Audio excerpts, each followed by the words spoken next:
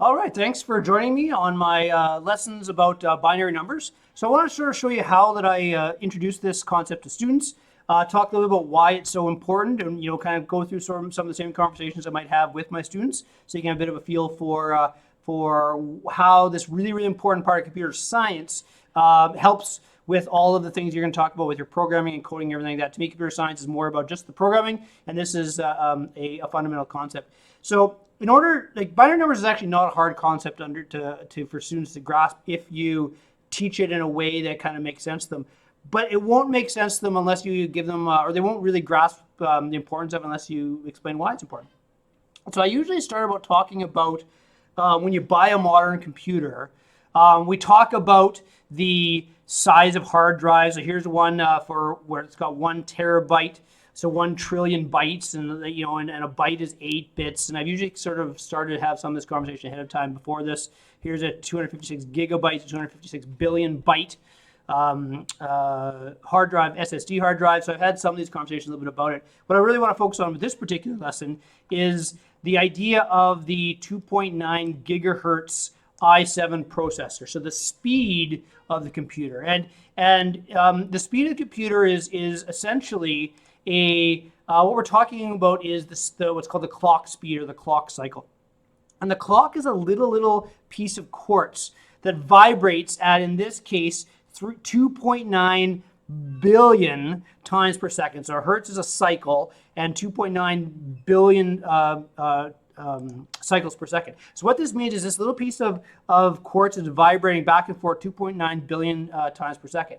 And what binary numbers basically are is one way to talk about how this electricity flows through the computer. So imagine you've got this one wire running through the computer that the clock is flashing its electrical field across, its electricity across. So boom, boom, boom, boom, boom, 2.9 billion times per second, this electricity flows through. And then what ends up happening is everything gets teed into this clock. And so you end up controlling the flow of that electricity with little switches, microscopic switches called transistors. And the transistors are another way that binary numbers work. So first of all, you have a flash of electricity on and off, on or off, on or off. So an on is represented as a 1, generally speaking, and a 0 is represented as off. You also have the idea of controlling or representing if a transistor is on, meaning allowing electricity to flow, or off, meaning it's not allowing electricity to flow. And you can start controlling, and I started talking a little bit with my introductory computers students, I don't go too far into it, controlling the flow of electricity by creating and combining these logic gates into something called a gate. And so if I combine these two transistors into this flow of electricity, what we end up saying is, when the clock cycle flashes, how do we control whether or not electricity reaches this particular point? And so we end up giving these circuits names, or transistors names, and wires names. So, and what ends up happening is you have this little table that's called a truth table. I usually just introduce this. This is going to be really fast. I don't feel like you have to fully grasp this part of it yet. But the idea is we can say with the electricity, I'm going to kind of represent all of the different options for my A's and B's circuit. So 0, 0, 0, 1, 1, 0, and 1, 1. Those are all the possible things. So either both are off, 0, 0, one of them is on, the other one's on, or they're both on. And what we end up doing is, so let's say this is A, and this is B, and then whenever you represent these in digital circuits, they always kind of represent their end result as X, Y, Z's, and the inputs as A's and B's. So with this particular setup, you can tell that if A is off, no electricity reaches Z when the clock flashes the electricity up here. If B is off, no electricity reaches Z. The only situation where they both are on is the only time electricity reaches this. So they end up having this little table that looks like this. And what this is called is an AND gate. So an AND gate is built with two transistors. And the idea is if both A and B are on, then electricity reaches Z. And there are all kinds of, there's about 6 or 7 different gates you can kind of introduce to students once you're feeling comfortable with this concept. This isn't really important to know early on, But what it does do, if you do have a bit of a grasp on this, it allows you to kind of talk about why ones and zeros become really, really important. First of all, it talks about, is the electricity flowing? Secondly, it allows us to talk about controlling transistors, and also then representing what's the result of those gates, which are a combination of transistors, and how this works. The third use of it is that, of course, we represent words and letters and characters in with binary numbers. And so to get to a byte, which is 8 bits, 1, 2, 3, 4, 5, 6. So I'll just kind of throw a couple more numbers on here. Now we've got 8 bits. So a single 1 and 0 is a bit. And with 8 of them, you can create the max number you'll see in a minute is 255. And 255 was enough to cover all of the English and Western European characters at first, and it's since been expanded to include all the characters in all languages that we have, including like I often show students like the Cree characters and things like that in our Treaty 6 lens. So Cree is big, so I talk about how Cree characters are represented in binary, and they're all using this idea called Unicode, or sometimes just referred to as ASCII code. ASCII is originally the largely English-based. Unicode covers all the different languages in the world. And so that's what this is kind of all about. What I want to do is get your students to be able to take these ones and zeros and convert them into a decimal number, and then later on we can show them how the decimal numbers convert to these ASCII and Unicode characters. So I'm going to walk you through that right now. I'm going to just create a new pad here so I get everything else out of the way. And the way that I introduce this is I say, okay, everybody, I want you to imagine that you are in grade 2. And my daughter has recently gone through grade 2, so I happen to know that grade 2 is the time when they first introduced the idea of decimal number placements. And so usually I do this on the whiteboard. It's a little bit easier to write than on the sketch pad. I'll do my best here. So I say to them, okay, what I want you to do is give me a number between a number in the thousands. And so they'll give me something like 9, 0, 4, 6. And I say, okay, now I want you to imagine you're in grade 2 and you're learning about the decimal number system. We all know the decimal number system, but how did you learn about it? What does it mean? Well, if you think about it, what this means is these are the ones, right? Ones, these are the 10 spot. I can write the lessons, but I'll kind of just go do this. Now here's my 100 spot, and then here's my 1,000 spot. And so what we actually inherently know in decimal is that if I was to kind of break this number down, it means we have 9 times 1,000 plus, in this case, 0, because there's 0 there, times 100. So we're not going to worry about the hundreds when we're doing this addition. Plus 4 times 10, plus 6 times 1, or just 6, of course. And so then that's, if you add those all up, you get your number 9,046. And so that makes, and I just say, just bear with me a sec, everybody. But does that make sense? We all understand that? Yeah, it's in here. So then I say to them, okay, so why ones, tens, hundreds, thousands, 10,000s, whatever? And someone will inevitably say, well, maybe it comes down to the fact that we have 10 fingers. And that's true. 10 fingers and 10 toes is probably an impetus to it. But also the idea that the decimal number system, the tens, is sort of inherently easy to work with. But theoretically, the binary number system only has 2 numbers. It should be even easier to work with. So let's talk about how this works. So I asked them, why ones, tens, hundreds, and thousands? And they may or may not get that. Some of them might say something related to the right answer. But the actual answer is if you talk about the decimal system working with tens, and we talk about 10 to the power of something. And this is the one time I said, those of you that aren't good at math, if you didn't remember this from before, don't worry about it. But it'll kind of explain in a second. So a 1, the reason it's 1 is 10 to the power of 0.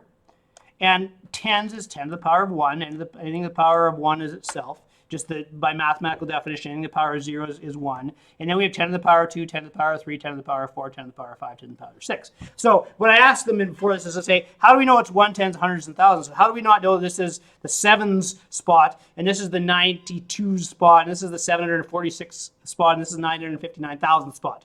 And then, of course, we get into this conversation about 10 to the 0, 10 to the 1, 10 to the 2, 10 to the 3. So it makes kind of sense. Now, if that makes sense to you, I say to them, then binary numbers will make perfect sense to you as well. You just don't know that that's the same thing. So let me show you that.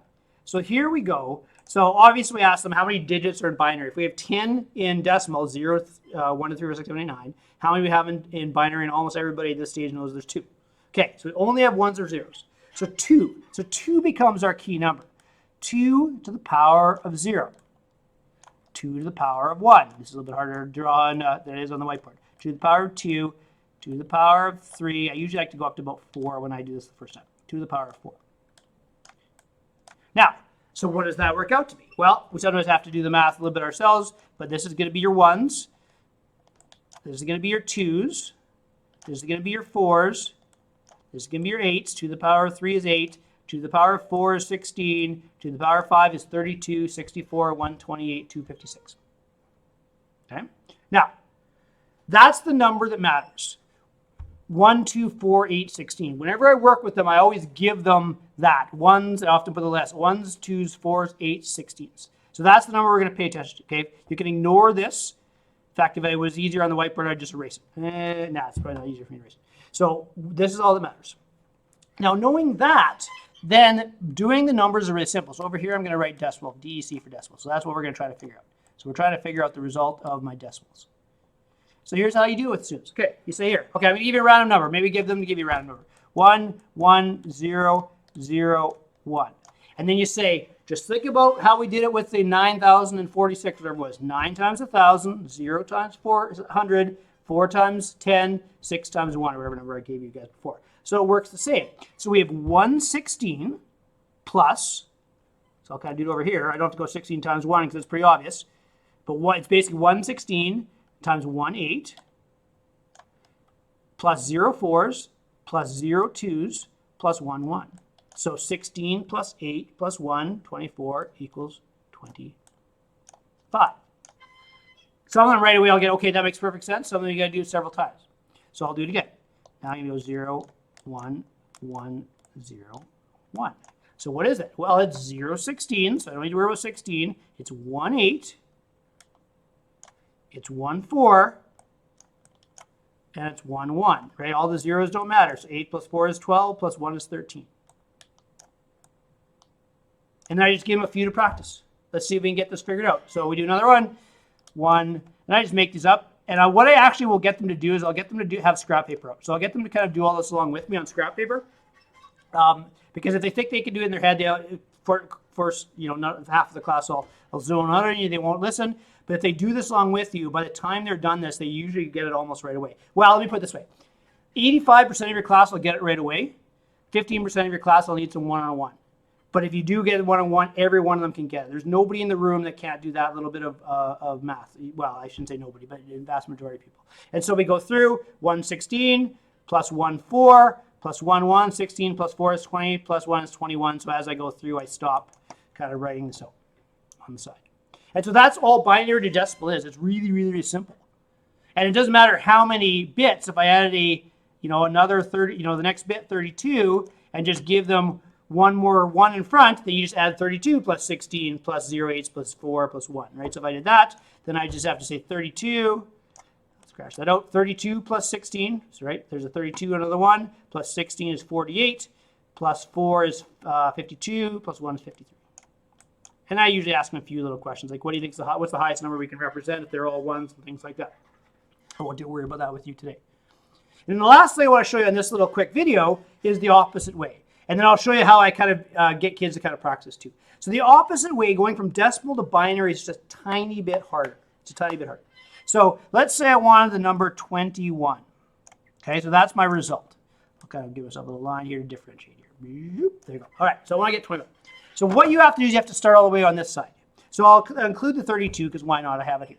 So what I say to myself is, does it take any 32s to reach 21? And by that, I might not be obvious right away, but I mean is no. There's 0 32s in 21. But 16 does go into 21. So I need at least a 16, you'll find, to get to 21. I can't get to 21 without having at least one 16. So then in my head, or on the side or scrap paper, obviously really exaggerate in front of the kids the first time, I say, okay, I got 21 that I want to take care of. I'm going to subtract 16 because I've already taken care of 16 of those, and that gives me 5 left over. So then I say to myself, okay, do I need an 8 to get to 5? Nope, so that's a 0. Do I need a 4 to get to 5? Yes, I do. And then, I really exaggerate this. I go minus 4, and that shows me I got 1 left. So no 2s, 1, 1, and there's 21 in decimal. I'll do one more for you. And won't really belabor the point, but let's say I want to get to 38. So 38 is my decimal number. I want to do the reverse. So, okay, 32, I need 132 to get to 38 for sure. And 38 minus 32 is 6 left over. So I don't need any 16s, 0. I don't need any 8s to get to 6, 0. I need a 4 to get to 6. And just again to exaggerate, I always really exaggerate with them in front of them. And I even tell them I'm going to really exaggerate just to make sure that everyone gets it. I only have 2 left over. So I need a 2, and that leaves me with 0 left over. So there's my 38. Ta-da! And there's your binary numbers. Now, what I do with them is I'll usually do this with them one day. Again, I'll say that's enough. We'll kind of we'll review it again tomorrow. I'll do it with them a second time the next day just to make sure they get it. And then I eventually take them to a really fun website called Binary Bonanza. I should have brought it up, but I forgot. So Binary Bonanza, there's lots of different games. It's called Binary Bonanza. And the idea of Binary Bonanza is this. I play it with them, and I say they don't get a chance to play it before I start this off. This is one of the few times in the year I give them a chance to win candy. I don't do it very often, but every once in a while. And so the way this one works, I tell them, okay, here's how this works. I'll show you in a second. And I say I'm going to give you 5 minutes. And anybody has to, if you reach level 5 in 5 minutes, you're going to win a candy. But I also tell them that probably only about a third of you are going to win candy today. Only about a third of you, this is after we practiced on paper a couple times, only about a third of you will actually reach level 5 today. But I said tomorrow, almost all of you are going to get a chance to win candy. So I'll explain why in a second. I'll show you how this works. So I say you're going to go to, even though there's a time mode, I say you're going to do classic mode. I'm going to set a timer for 5 minutes. I walk them through, I explain how it works, and I give them off. And so essentially what this does is I have to try to match all these numbers with binary. And I start off with only 3 bits. So there's the 4s, the 2s, and the 1s. So I get a 4, but it means I need to go 1, 0, 0. So I drag over 1, 0, 0. That disappears. I have to get it. I can do this in any order. So 3 would be 0, 1, 1. And you can do it like this in any direction. 7 is 1, 1, 1, so I'm just going to do this one real quick so you can see what it looks like. 6 will be 4, 2, 0. So I need a 2, 2, 0. Any direction works. And a 5 be 1, 0, 1. So let's see. 1, 0, 1, 1, 0, 1. So I switch levels. You click OK. It goes into level 2, and now it adds to 4 bits. And then it goes to 5 bits. And then it gets just a little hard. It doesn't always go to an extra bit every level, but that's the way it works. So here's the way this works. Let me just turn off my volume. The way I play the game with the students is I said the first time I have to get to level 5 in 5 minutes. I said probably about half to maybe a third to half we'll get depending on how much practice you've done before you introduce the game. And then all I tell them at the end is if you didn't win a candy, or even if you did, I want you to remember the level you got to. Remember the level you got to in 5 minutes. And the next day, all you have to do to win candy is beat your personal best. So if they only got to level 2 last time, they get to level 3 the next day, they win their candy. And so it's really easy once you practice it a few times to usually kids will not do so well the first time, or several kids will not do so well the first time, and then you can